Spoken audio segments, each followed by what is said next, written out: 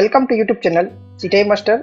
स्वागत है आप सभी का प्रिंसिपल ऑफ टीचिंग की लेक्चर सीरीज में। जो बच्चे सीटीआई कर रहे हैं, सीआईटीएस कर रहे हैं, उन बच्चों के लिए हमने पीओटी का क्रैश कोर्स स्टार्ट किया था। चैप्टर वाइज हम मल्टीपल चॉइस क्वेश्चन की प्रैक्टिस कर रहे हैं, जो एग्जाम पॉइंट ऑफ व्यू से काफ़ी इंपॉर्टेंट है। इसकी यूनिट नंबर 1 में ऑलरेडी करवा चुका हूँ और यूनिट नंबर 2 की आज ये लास्ट वीडियो होने वाली है, जिसमें हम top important multiple choice question की प्रैक्टिस करने वाले हैं। और ये questions exam point of view से काफ़ी इंपॉर्टेंट रहेंगे। जिन बच्चों ने पिछली वीडियो नहीं देखी है वो प्लेलिस्ट में जाके वीडियो देख सकते हैं। तो आइए स्टार्ट करते हैं। स्टार्ट करने से पहले अगर इसका पीडीएफ आपको परचेज करना है तो हमारे दिए गए फ़ोन पे और गूगल पे नंबर पर आप RS10 इसकी फीस रखी गई है, 10 रुपये आप पे कर इसको परचेज कर सकते हो। इसका स्क्रीनशॉट आपको व्हाट्सएप नंबर पर सेंड करना है, इसकी पीडीएफ आपको सेंड कर दी जाएगी। विथ करेक्ट आंसर आपको इसकी पीडीएफ सेंड कर दी जाएगी। आप प्रिंट आउट ले सकते हो, इसकी प्रैक्टिस कर सकते हो। अदरवाइज आप रजिस्टर लेके बैठिए और अपने हाथ से अपने नोट्स बनाइए, वो काफ़ी बेनिफिशियल आपके लिए होने वाले हैं। तो आइए स्टार्ट करते हैं। आज की वीडियो काफ़ी इंपॉर्टेंट रहने वाली है। यूनिट नंबर 2 के top multiple choice question, important multiple choice question हम प्रैक्टिस करेंगे, जो एग्जाम पॉइंट ऑफ व्यू से काफ़ी इंपॉर्टेंट है। तो क्वेश्चन नंबर 1 क्या है? Trial and error theory is given by. तो ट्रायल एंड एरर थ्योरी किसके द्वारा दी गई थी? तो इसका करेक्ट आंसर हो जाएगा ऑप्शन नंबर 3, थॉर्नडाइक। थॉर्नडाइक के द्वारा ट्रायल और एरर की थ्योरी दी गई थी। प्रयास और त्रुटि की थ्योरी भी इसको हिंदी में बोलते हैं, ठीक है।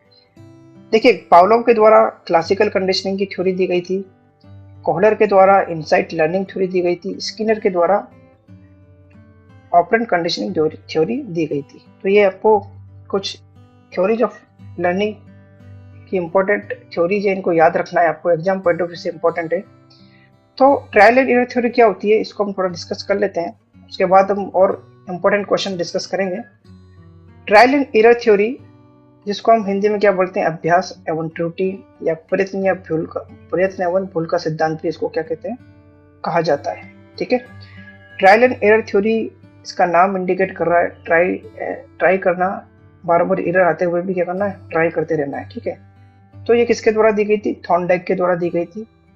थॉर्नडाइक को फादर ऑफ एजुकेशनल साइकोलॉजी कहा जाता है, ठीक है। तो एजुकेशनल साइकोलॉजी का फादर किसे कहा जाता है? थॉर्नडाइक को कहा जाता है, ठीक है। थॉर्नडाइक ने क्या कहा था कि learning is the result of association between stimulus and response.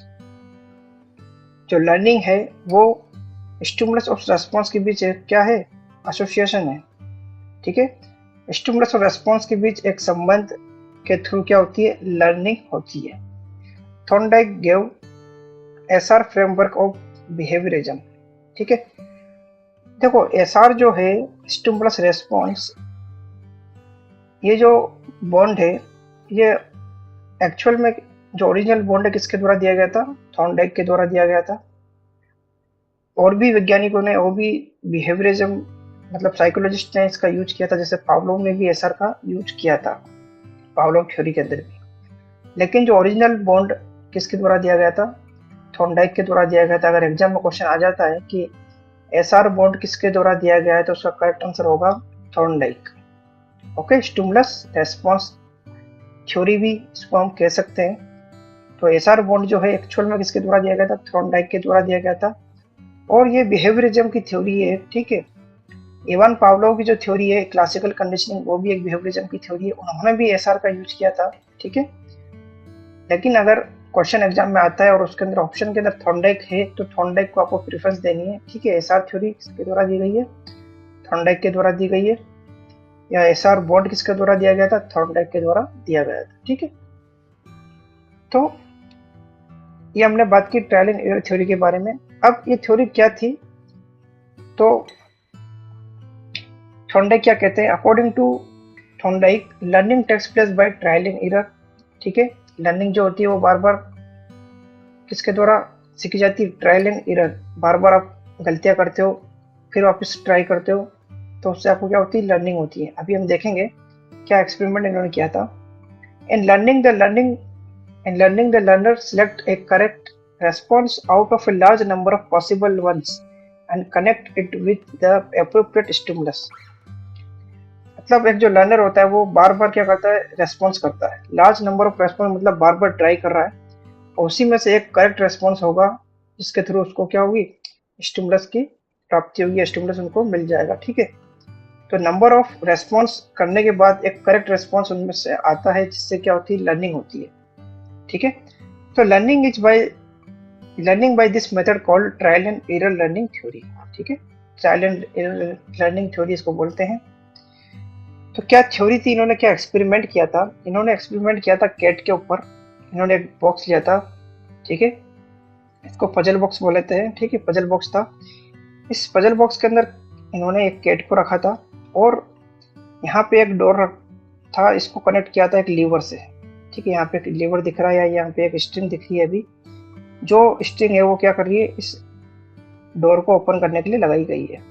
ठीक है, और यहाँ पे एक क्या है, दरवाजा है, डोर है, जो इस स्ट्रिंग से कनेक्टेड है। अंदर क्या है, कैट है। ठीक है, तो थॉर्नडाइक ने क्या एक्सपेरिमेंट किया कि कैट को पजल बॉक्स के अंदर छोड़ दिया, उसके बाद बाहर क्या रखा, फूड रखा। ठीक है, यहाँ पे एक फिश आपको दिख रही होगी। फिश जो है क्या है, फूड है, जो एक स्टिमुलस की तरह कार्य कर रही है। ठीक है, जो बिल्ली के लिए क्या है, एक स्टिमुलस है। तो इस फिश की स्मेल को जब कैट देखती है या सुनती है तो उसको खाने की क्या होती है, इच्छा रखती है। जब कैट को भूख लगती है तो वो क्या करती है, कोशिश करती है इस कैट को, इस फिश को जो स्टिमुलस है इसको लेने की। तो वो अंदर ही क्या करती है, रेस्पॉन्स देने लगती है, मतलब उछल कूद करने लगती है। तो नंबर ऑफ अटेम्प्ट करने के बाद सडनली कैट के द्वारा यह स्ट्रिंग के ऊपर हाथ लग जाता है। ठीक है, तो सडनली इस स्ट्रिंग पर उसका पैर लगने से क्या होता है, ये डोर जो है वो क्या हो जाता है, ओपन हो जाता है। तो डोर ओपन हो जाता है तो इजीली कैट बाहर आके क्या करती है, स्टिमुलस मतलब फूड अपना खा लेती है। तो थॉर्नडाइक ने क्या कहा था कि बार बार ट्राई करने पर, एरर करने पर, मतलब एरर मतलब बार बार वो ट्राई कर रही है, उसको सफलता नहीं मिल रही है, लेकिन एक ऐसा स्टेज आएगा जब वो क्या करेगी, इस डोर को ओपन करने के लिए क्या हो जाएगी, सक्सेस हो जाएगी। तो यही क्या होती है, ट्रायल एंड एरर। तो हो सकता है स्टार्टिंग के अंदर कैट को 10 बार ट्राई करना हो, 10 बार उसने कोशिश की होगी, फिर नेक्स्ट टाइम उन्होंने 5 टाइम कोशिश की होगी। ठीक है, तो बार बार ट्राई करने पर एक ऐसी स्टेज आएगी जब उस कैट को ये समझ में आ गया कि इस स्ट्रिंग को खींचने से ये डोर क्या हो रहा है, ओपन हो रहा है। ठीक है, तो वो सीख जाएगी कि इस स्ट्रिंग, जब भी उसको भूख लगेगी, उसको भोजन लेना है, तो वो इस स्ट्रिंग को खींचेगी और ये डोर क्या हो जाएगा, ओपन हो जाएगा। तो बार बार ट्राई करने से उस कैट ने क्या सीख लिया, लर्निंग उसको आ गई कि इस डोर को कैसे ओपन करना है। तो यही एक ट्रायल एंड एरर की थ्योरी थी जो किसके द्वारा दी गई थी, थॉर्नडाइक के द्वारा दी गई थी, कि स्टिमुलस और रेस्पॉन्स के बीच एक एसोसिएशन जो होता है उसी के थ्रू क्या होती है, लर्निंग होती है। ये एक्सपेरिमेंट किसके द्वारा, थॉर्नडाइक के द्वारा किया था।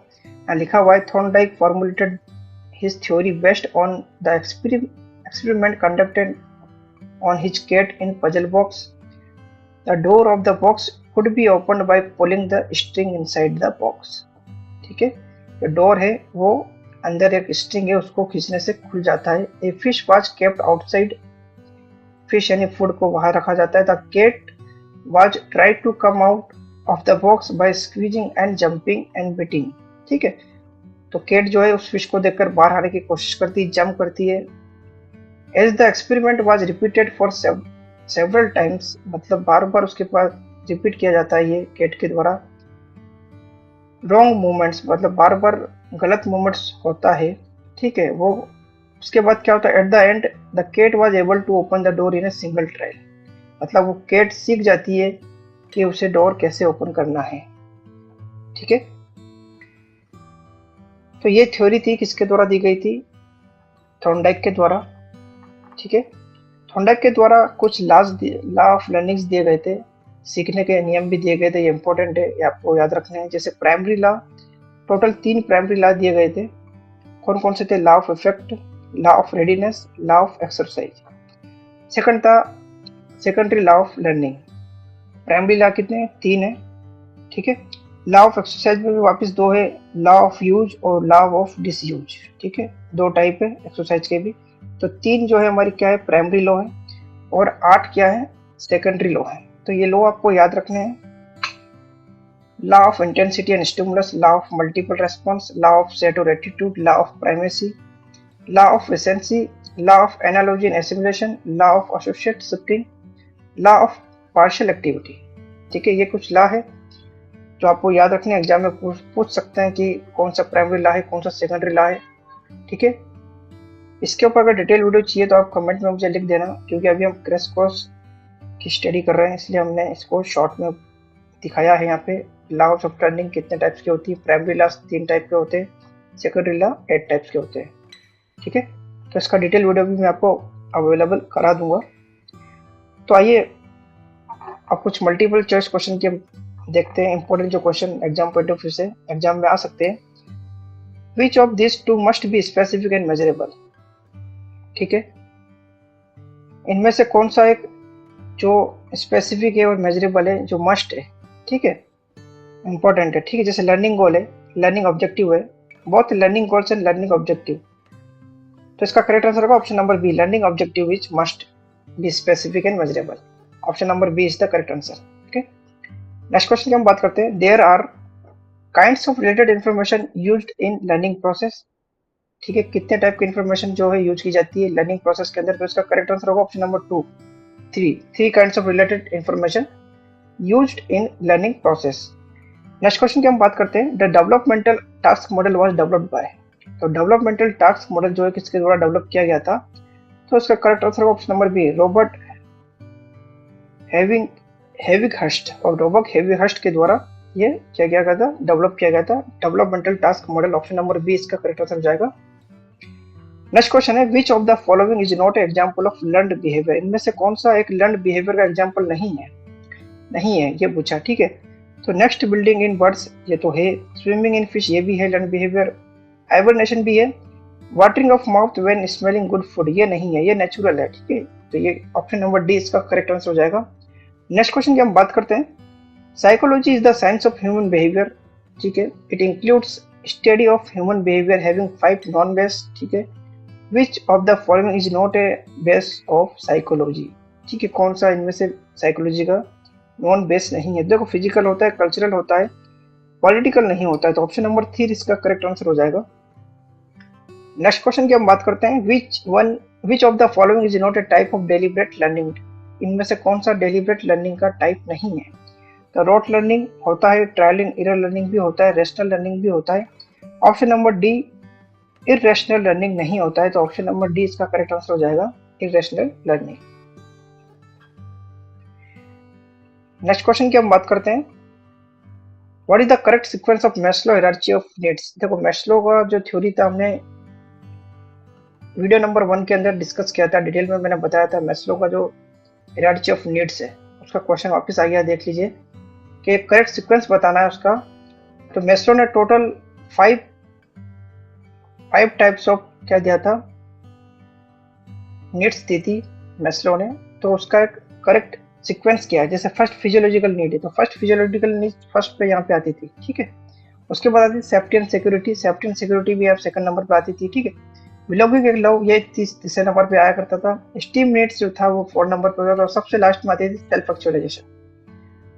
तो मैस्लो ने hierarchy of needs correct sequence पूछा है, तो 1 2 3 4 एंड 5, ठीक है। तो यहाँ पे आप देख सकते हो अभी जो इन्होंने यहाँ पे करेक्ट सिक्वेशन दिए उसके हिसाब से 1 2 3 4 एंड 5, ऑप्शन नंबर 1 इसका करेक्ट आंसर हो जाएगा, ठीक है। नेक्स्ट क्वेश्चन की हम बात करते हैं। Which of the following is not the element of confirmation in positive learning. Positive learning के अंदर कौन सा एक एलिमेंट कंफर्मेशन नहीं है, मतलब, ठीक है।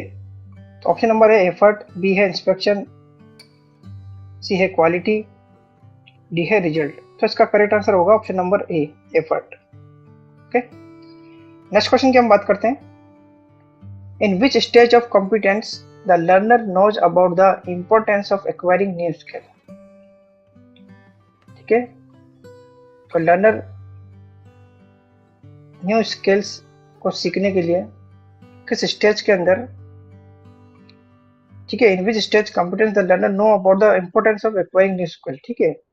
तो लर्नर है न्यू स्किल की इंपॉर्टेंस जानता है किस कॉम्पिटेंस के अंदर, ठीक है। अनकॉन्शियस, कॉन्शियस, अनकॉन्शियस, ये कॉन्शियस, अनकॉन्शियस। तो इसका करेक्ट आंसर होगा ऑप्शन नंबर बी है, कॉन्शियस इनकम्पिटेंस, ठीक है। ऑप्शन नंबर बी इसका करेक्ट आंसर हो जाएगा। नेक्स्ट क्वेश्चन की हम बात करते हैं, theory that suggest that learning results from doing the work is described bye,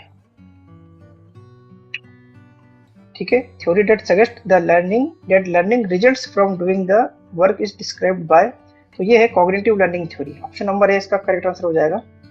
next question की हम बात करते हैं, the purpose of learning theories is to link, तो लर्निंग थ्योरी जो होती है उसका क्या पर्पज होता है, तो उसका पर्पज होता है research with education. Option number B इसका करेक्ट आंसर हो जाएगा। नेक्स्ट क्वेश्चन की हम बात करते हैं, learning through a process of observation of consequence of other behaviours is called, ठीक है। Learning through a process of observation of consequence of other behaviour is called, मतलब दूसरों के बिहेवियर्स को देखकर जो सीखना होता है, वो जो एक्सपीरियंस होता है उसको हम क्या बोलते हैं, उसको बोलते हैं विकेरियस एक्सपीरियंस। ऑप्शन नंबर ए इसका करेक्ट आंसर हो जाएगा।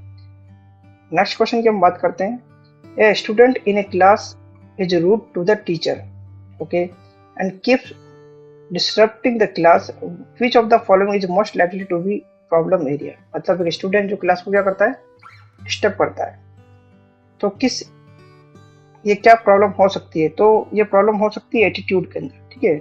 बच्चे के एटीट्यूड में प्रॉब्लम हो सकती है, तो ऑप्शन नंबर 1 इसका करेक्ट आंसर हो जाएगा, एटीट्यूड।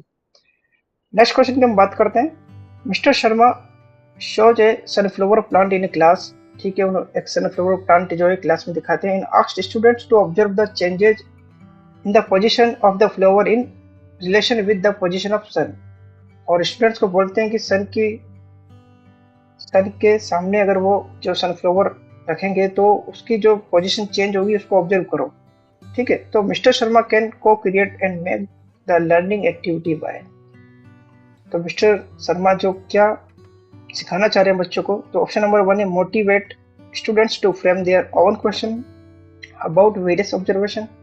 ऑप्शन नंबर बी है telling the students the reason for the observation, asking students to work in progress, work in groups, ask students to search for the reasons in the text book. तो option number 1 इसका correct answer हो जाएगा कि वो student को motivate कर रहे हैं कि आपको ये ऑब्जर्वेशन देखकर क्या करना है, आपको खुद के क्वेश्चन जो आ रहे हैं आपको उसको क्या करना है, सॉल्व करना है, या ऑब्जर्वेशन आपको ऑब्जर्वेशन करना है कि एक सनफ्लावर जो है वो सूर्य की रोशनी के अंदर उसकी जो पोजीशन चेंज हो रही है तो वो क्यों चेंज हो रही है, ठीक। तो ऑप्शन नंबर 1 इसका करेक्ट आंसर हो जाएगा। नेक्स्ट क्वेश्चन की हम बात करते हैं, Anu uses a bangle to draw a circle instead of a compass, मतलब अनु जो है एक बेंगल का यूज कर रही है, मतलब एक चूड़ी का यूज कर रही है एक सर्कल को ड्रॉ करने के लिए, उसको कंपास का यूज करना चाहिए लेकिन कंपास की जगह क्या यूज कर रही है, बेंगल, मतलब एक चूड़ी का यूज कर रही है एक सर्कल को ड्रॉ करने के लिए। तो what trait that does she exhibit, मतलब तो क्या शो कर रही है, तो ये शो कर रही है क्रिएटिविटी। ऑप्शन नंबर ए इसका करेक्ट आंसर हो जाएगा। ओके साथियों, आई होप आपको वीडियो पसंद आया होगा। चैनल पे नए हो तो चैनल को सब्सक्राइब करो, वीडियो को लाइक करो, अपने दोस्तों के साथ ज़्यादा से ज़्यादा शेयर करो। ये जो मल्टीपल चॉइस क्वेश्चन है वो जो बच्चे CITS कर रहे हैं, CTI कर रहे हैं, उनके लिए काफ़ी इंपॉर्टेंट है, उनके फाइनल ईयर एग्जाम के लिए काफ़ी इंपॉर्टेंट है। इस लेक्चर सीरीज को हम कोशिश करेंगे कि जून की एंड तक हम पूरा करा दें। ओके साथियों, फिर मुलाकात होगी नेक्स्ट क्लास में, तब तक के लिए बाय, जय हिंद, जय भारत।